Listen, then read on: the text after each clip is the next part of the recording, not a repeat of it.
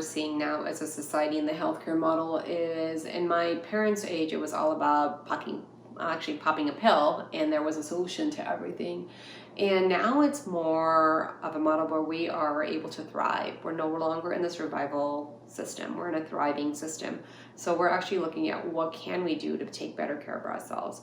What can we do to start anti-aging? And really, people think anti-aging should start at 60. It's too late. Or 50, it's way too late. You need to be starting at 35. So that way you're taking the measures to make sure that you're living a healthier, rich, full life. And that starts by making sure what you're eating, going out, exercising, sleeping, managing the hormones. We as women go through something called estrogen dominance. It's natural for us to do that, but instead of just naturally letting it happen, we can take measures to control our emotions. We can take measures to make sure that we are managing our body so it's not breaking down bone. So that way we're able to think clearly, we're able to contribute to our society better, be a better mother, sister, friend, what have you. So it's really important for the healthcare to know that the healthcare model is preventative now. It's no longer reactive, it's proactive. And proactive means I want to know now what I can do so that at 50, I don't have to deal with stuff. I don't want to have to deal with frail bones. I'm going to do Tai Chi every day.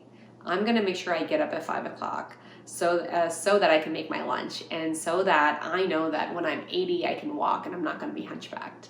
I'm going to do yoga every week so that I know I can stretch my muscles.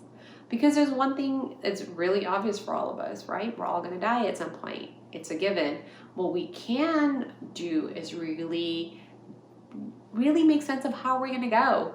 Do we want to go in a hospital bed, or do we want to go like this and say, thank you, God, it's been a great ride. I haven't had to deal with disease and dysfunction. Because in honesty, if you don't have health, you don't have anything.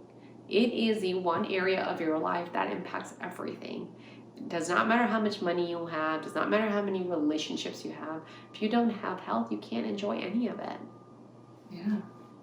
Does your book go over a lot of that, though? Yes, it does. Yes, absolutely.